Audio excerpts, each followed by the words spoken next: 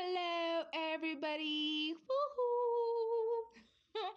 These YouTube greetings are crazy. Hey, everybody. My name is Rispa Wanjanjagi, your host at the Cause Correct podcast, and welcome to the fourth episode of this Cause Correct podcast by yours truly, Rispa.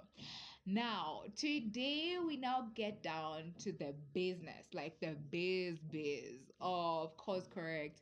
And the first thing I am going to do is I'm going to cover the power of stories just because in the past three episodes, I feel that we were covering a lot around what is the story of Cause Correct, how was it founded, what are the foundational stories and principles that have shaped the founding of Cause Correct.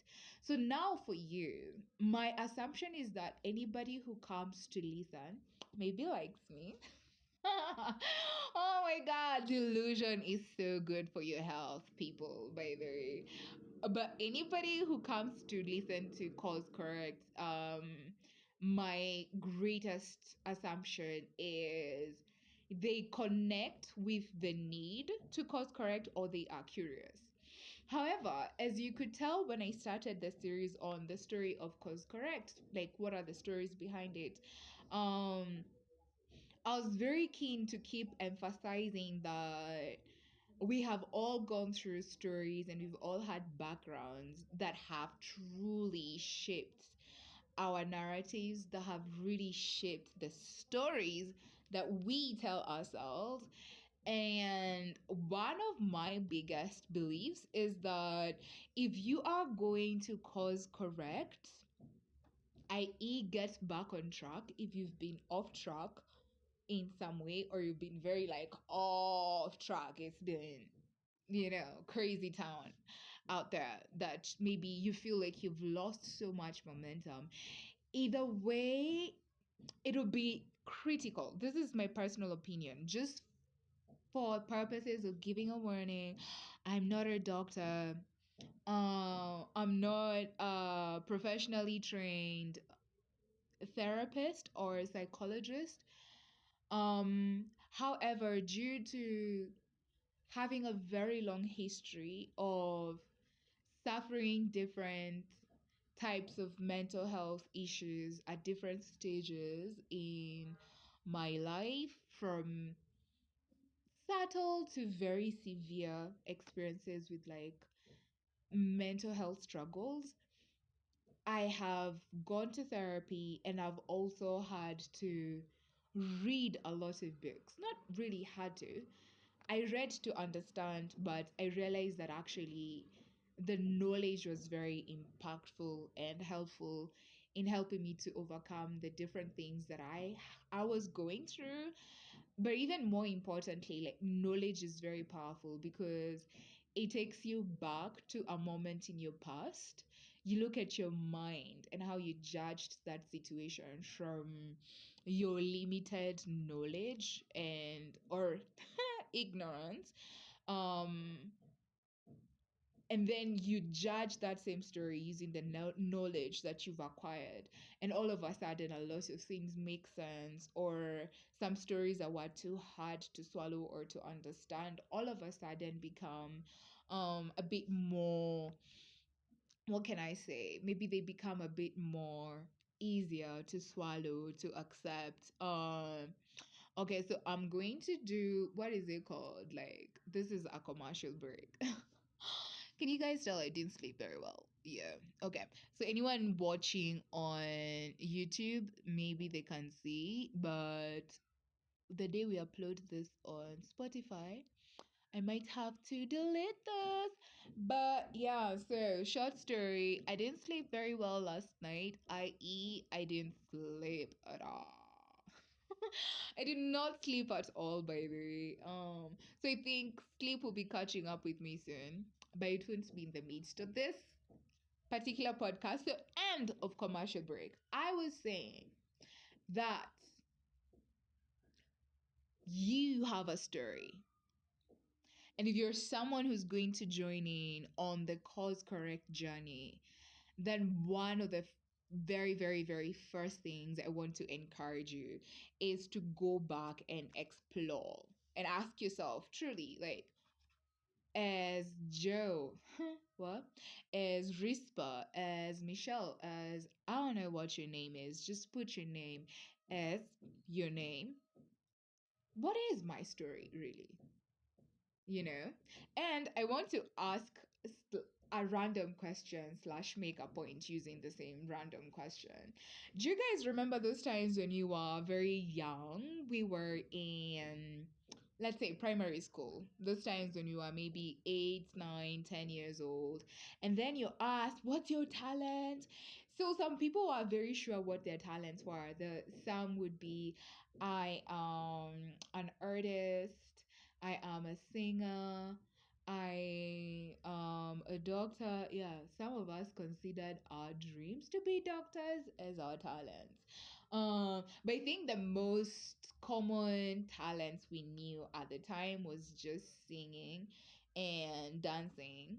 Um, but I don't know about you guys, but personally, I struggled a lot to find out what my talent was. And crazy as that may sound, I think in the same way, in today's culture, there's a lot of us, and especially young people, who are quite lost and believe that they do not have a story worth telling, or that their lives do not really have a story. Like, if you asked a typical Gen Z, this is an assumption, by the way, I've not asked one. If you ask a typical Gen Z what's your story, they're likely to say something like, well, I'm just a traumatized Gen Z living with very old people who think my use of TikTok is excessive, but they're just old and I don't blame them. That would be a typical Gen Z. But using the same talent analogy, then we would struggle to identify our talents. Or I don't know about you guys, but I do remember rather, there's a time I was very convinced that I had no talent whatsoever. Mark you, I could sing. Do you want me to sing? And maybe I'll sing towards the end. I can ish sing. I can put together a few notes. Back then, I think we were 8 or 9. I can't remember. But that time when they were asking us about our talents, honestly, I thought I didn't have a talent. I could sing, but I thought that everyone can sing. So that did not qualify as a talent in my head. I was funny. You guys, am I funny? I think I was funny. I think am I funny? Maybe I'm funny in my dreams and sometimes, occasionally, I could be funny. I think it's a talent. There are comedians who make a living out of that. I'm not that funny level, but I could have said I was funny back then as a kid, but once again, I didn't know what talent really was, or so even then I couldn't identify what my talents were. Now, to conclude the talent conversation, when you were asked what your talent was, were you ever confused? By the way, just it's in passing, but feel free to like drop a comment. Is it relatable to you that you were asked what your talents were when you were a kid, and you didn't really know what to answer? I'm happy to hear your thoughts. But now, coming back to the fact that we are talking about cause correction, and the fact that cause correction is like getting back on track. So, to get back on track in the first place, you need to realize that maybe you are lost, or you're not on the course that you should be, even if it looks like you're not lost. Makes sense? Cause correction, in the context of storytelling, I would say is like rewriting our stories.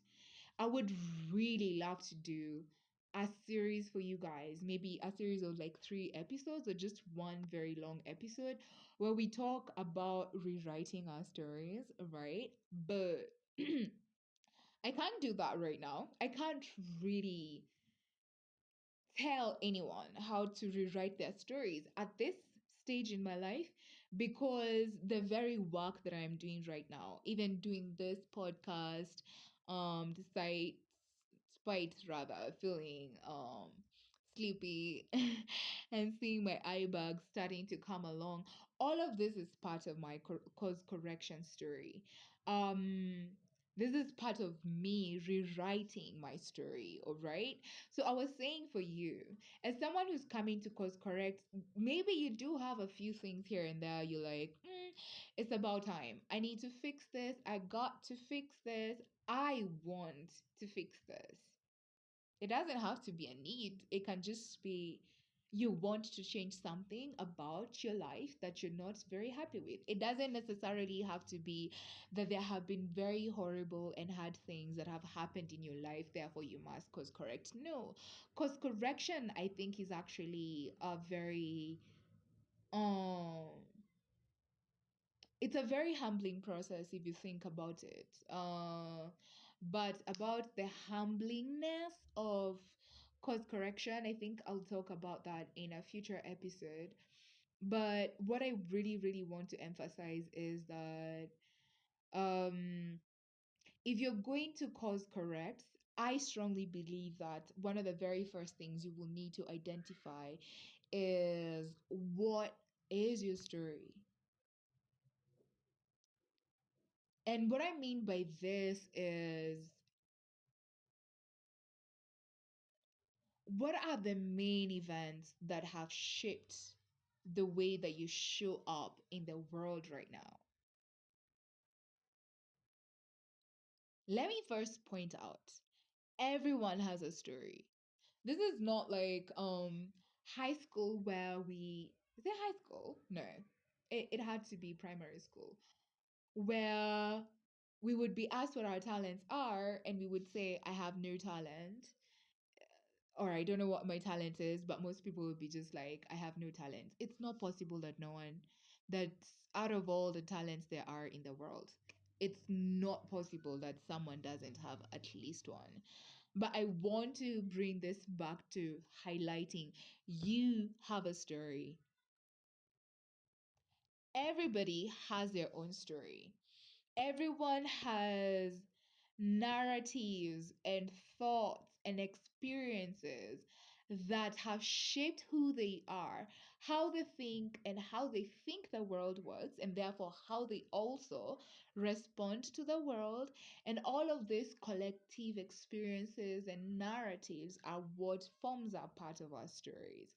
As I highlighted, cause correct is primarily very based on my relationship with failure. Okay. And what I wanted to highlight by saying that course correct is highly influenced by my relationship with failure is not to say that, I just think about failure and all my life is just about bad vibes or giving myself bad juju, to sound like the kids nowadays. Not really, but I reckoned I had to make peace with the fact that I had a very unhealthy, very toxic mm, relationship with failure. And it was affecting my life in a manner I didn't appreciate. My relationship with failure, unhealthy relationship with failure, led me to failing so much more because of how much I would not show up for things, or how much I would sign up for things and then not show up because perhaps I believed I wasn't qualified, or maybe I thought I didn't have the skills and the capabilities to deliver whatever would have needed to be delivered in the particular scenarios when I didn't show up. My relationship with failure also made me dislike myself, because the more I didn't see myself achieving anything, the more I didn't see evidence of progress in my life, I started to hate myself. I started to feel like I wasn't good enough. And you realize that, for example, telling yourself a narrative like, I'm not good enough, is a lie. Because who told you you're not good enough? And what are you not good enough for? Is it something you can learn? Is it something you can study? I don't know. Okay, I have a lot of books around me. Is it something you can study? Then there's no way you can say rather that you're not good enough for something. Yet I am a person who's told myself that narrative across a very broad range of activities and talked myself out of them because of believing that. That is an example of a story I have told myself that now, as I cause correct, is one of the things I'm consciously now telling myself, Rispa, even if you do not know that thing and you are called for it, you can learn. If you can learn anything, then there's no room for you to not be good enough for anything. Maybe let me rephrase that. There is no truth in the statement that you are not good enough. And yet, so many of us have told ourselves these narratives, yeah? We told ourselves narratives like, oh, maybe I'm just an anxious person. Oh, maybe I'm just a failure. Oh, maybe I just don't connect very well with people. Or I just don't know how to keep time. Or I'm just always late. Or I hate washing dishes. Am I talking about myself here? Okay, not all of those things. The last part, the dishes part, it's mm, I don't hate it. It's just I don't have a personal attachment to doing dishes or clothes. Like if I could do without doing those things for the rest of my life, I'll be good. But anyway, back on track. Cause correcting on this podcast, you have a story. Everyone has a story. And if you are going to cause correct, one of the very first things we are advocating for in this episode is that you take some time to think through key experiences that you feel have shaped you. Or the alternative could be examine yourself currently. How do you feel? Yes, I use the word feel. How do you feel about yourself? If you do not have the words, you can search online. There's something called the wheel of emotions where you can pinpoint very specific emotions. Maybe in this moment, I feel jealous, or are you really jealous, or do you feel threatened by someone else's success? As you study, like just go Google wheel of emotions. You can see all like very many emotions described using diverse words that makes it possible for someone to identify as accurately as is humanly possible what they are feeling in that moment. So I was saying that you can use this now second method whereby you ask yourself, currently, what do I feel about myself? Am I proud of myself? Am I not proud of myself? Am I happy with where I am? Am I unhappy with where I am? Do I feel satisfied, or do I feel like I could do more? Or do I flat out just feel pure regrets, for example? Now, when you can identify whatever you're feeling, then you can now go to the drawing board of, okay, what has contributed to this feeling in my life? The how good I feel or how not good I feel, what has contributed to this? Maybe it's something immediate. Or as you explore, you might find, there's some things that go way, way, way, way, way back that are shaping my life to date. Um, and because this is just about your story, and I'm just trying to make an emphasis on why you need to explore what your story is, it's important to know the core stories, experiences, and the narratives that we have told ourselves.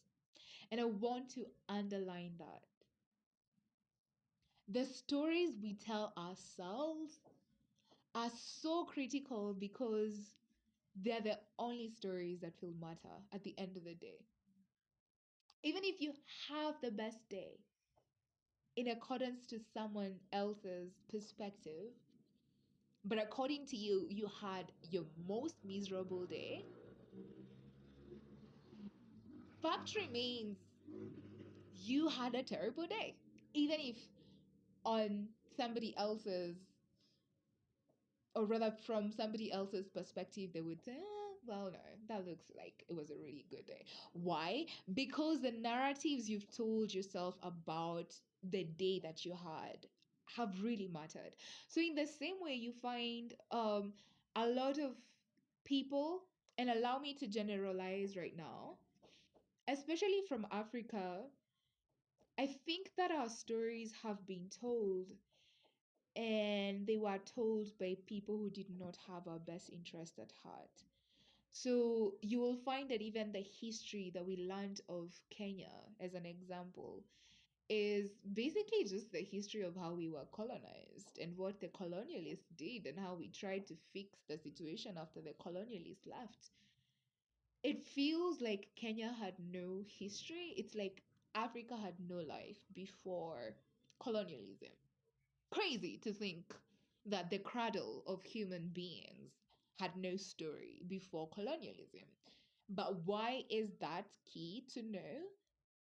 This fact that we read a history of Africa that feels incomplete, that is the power stories. Because the stories we've been told about Africa, just to continue on that same line of thought, I think they've made a lot of young Africans, especially when we are teenagers and we are in our early 20s and we're starting to get exposed to a lot of people outside.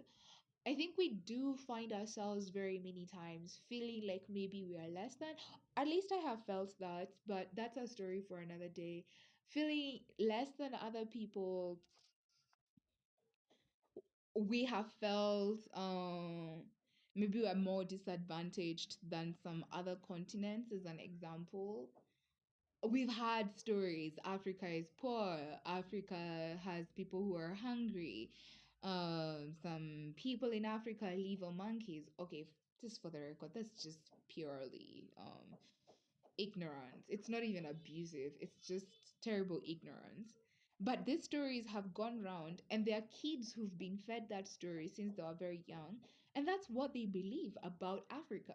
Now, you who's African and you hear these stories told about your continent so consistently in almost every place you go to, it would not be too far fetched to imagine that someone who's had all these negative stories and narratives about Africa may not conclude that as an African, maybe they are not as complete as other human beings. Okay. But this is all an example. This is just to show you the power of the stories that we tell ourselves, or stories that we have been told about ourselves, that have shaped our thoughts, that have shaped our attitudes, and that have shaped what we pursue.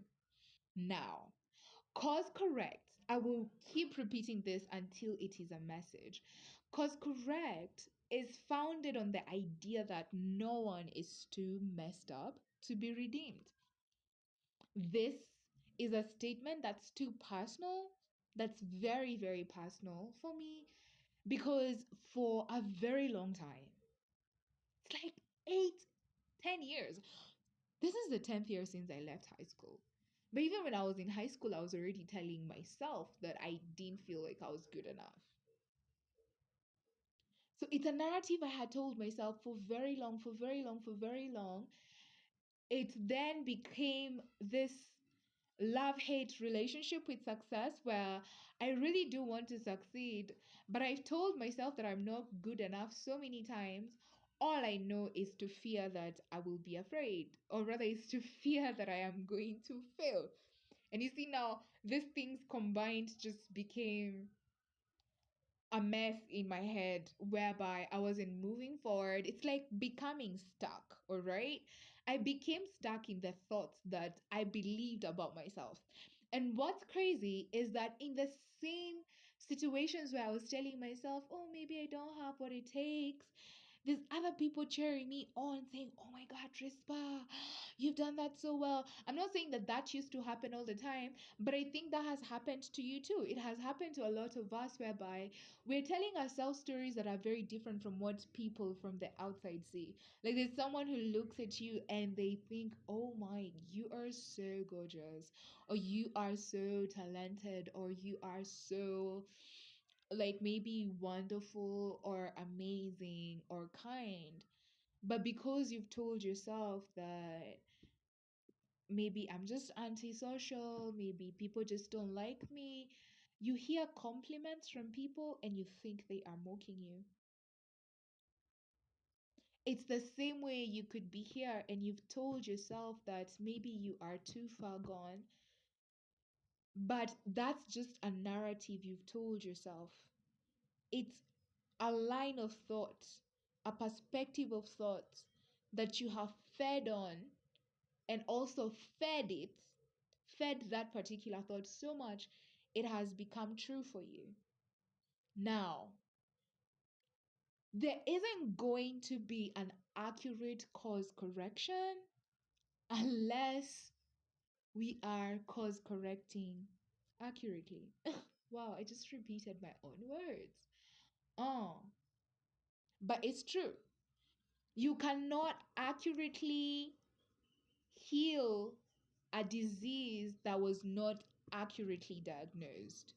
For example, if I only take Tums for a headache, the Tums are meant for acidity, I believe. It's not a headache. So if I take Tums when what I'm really struggling with is a headache, it's not going to have an effect. In the same way, because correction is not just a war cry of saying, I'm going to go after and recover every single thing that I have lost, and then I will overtake. No, it's not just excitement. This is a very intentional journey. You're going to be challenging yourself, you're going to be throwing down things that you've believed in for so long. So it's only fair to yourself that you know what you're releasing out of your life, and so that you can also be able to name what you will be bringing into your life in replacement. So, in conclusion of this entire story, I want to say that first thing, every one of us has a story. So please do not believe those narratives out there that are like, oh, you don't have a story. It's like your life is just bland and boring and there's nothing that your life can offer. No, that isn't true. Everyone has a story. Even if it's a negative one, it's still a story and you can rewrite it. Second thing, we must know what our story is. And what I mean by this is examine what you believe in, what you know. Examine your current feelings and attitudes about life. Start observing where they came from, so that when you go back to those places where you will need to rewrite the story, or when you've consumed knowledge that helps you to understand your story better, it will make sense because you have an idea of the story. My therapist said in the very first episode, was it an episode session, the very first session of therapy I had, my therapy said, so what do you want? What is it that has brought you here? Why are you here in therapy? Why are you here at cause correct? Why does the words cause correct, why do they make sense to you? Then now my therapist proceeded now to tell me that one of the most important qualities that make therapy effective is when someone can name exactly what they want to solve. Even if it's not accurate, you may have diagnosed yourself inaccurately. Maybe you think you have a case of hating people when really you just have a fear of rejection. Or you think you're envious when really you just feel threatened by someone else's success. Or you think you're not good enough, but what you're saying is that you've not studied, you've not taken time to accumulate the skills that you would need to do that particular task at hand. Stories are very, very, very, very powerful. More importantly, what's more important are the stories that we tell ourselves. Because at the end of the day, they're the only things that will matter. The goal in Cause Correct is for you and me to rewrite our stories, to end in a manner that we are proud of, to end the way we would want our own stories to end and how we would want our songs to end. In the words of my therapist, if you cannot tame what you can't name, in the same manner, you cannot really correct a story you have not understood. You can't really start making changes in your life if you're not aware of what it is that you want to change. So I invite you today, before we go too deep into the cause correction space and all the stories that we will share with each other, please take time to journal, reflect, meditate, whatever you need to do to think about what it is that you want to change, what triggered it, why do you want to change it, where do you want the narrative to go.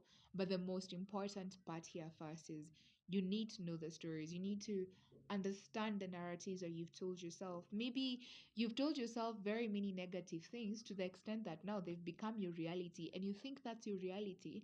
But in the process of examining the stories that we've told ourselves, we sometimes find that, oh, it's just the way I saw the facts. Those were not facts.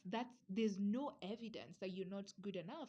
There's no evidence that you are not beautiful. There's no evidence that you're not brilliant enough. There's no evidence that you're not smart. There's no evidence that you're not capable of working in an international organization and, blending perfectly with those people there. There's no evidence or rule against, say, myself, Anna, earning maybe 3 million a month or something. Like there's no evidence that any of these things have been set against us. But there's a way we can tell ourselves stories that truly just break us down. So, in conclusion, I encourage you to do three things. The first one is ask yourself, so what is my story? What do I want to correct? What is your story so that you can identify what you need to correct about it? Secondly, what are like the most key moments that have shaped who you are? The way you think, the way you feel, the way you react to the world. That is, knowing that is a really good point in even the kind of work that you will end up deciding to do. But I'm not a career expert, so personally, I just want you to go deep into thinking about the narratives and the stories that you've told yourself so that we start examining, is there truth in them? Is there no truth in them? Then I had encouraged you guys sometime to check out the Wheel of Emotions. Like, if you need to identify how you're feeling currently or how you've been feeling for quite a long period of time, you can check out the Wheel of Emotions. Just search that on Google. You're going to find it. It's an image. It has a lot of different words describing emotions, and you can find, like, for a long time, what have I been feeling? Sad, happy, satisfied, angry, in love, whatever. Just like check, what have you been feeling? Then I think the last thing I wanted to share is you can also check out more materials online around rewriting your narratives. As I told you guys, I'm careful to not share about how to rewrite your story, how to rewrite your narrative in this moment, in this podcast, just because I feel that this, in and of itself, this podcast and the work that I'm doing with Cause Correct and the conscious choices that I'm making daily to be a bit different from what I was before is part of my course correction. It's part of me rewriting my story, okay? Because you will not change a story just by the words you tell yourself in your head. There have to be actions that serve as evidence that you are starting to move in a different directions, but that is a story for a whole other day. So, what is your story? You you do have a story. If you're going to course correct accurately, you must know what it is. You must know what it is that you want to change. All right? With that, I feel like we're going to conclude here around the power of stories. And then, because I had promised I could sing. So this is so random. You guys just indulge me today. I promised I might sing at the end of the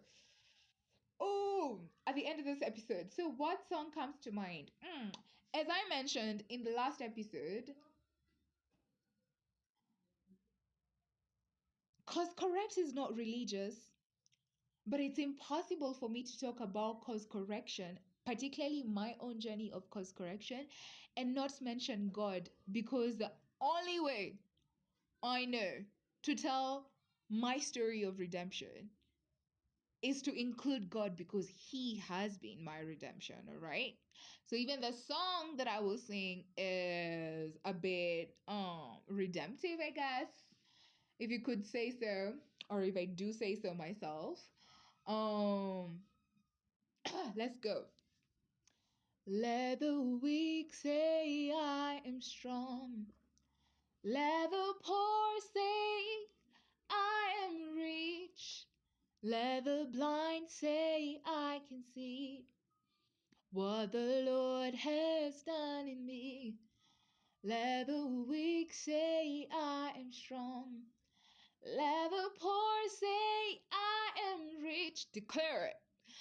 Let the blind say I can see what the Lord has done in me.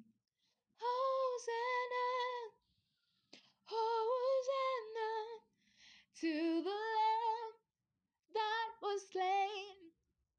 Hosanna, Hosanna, Hosanna.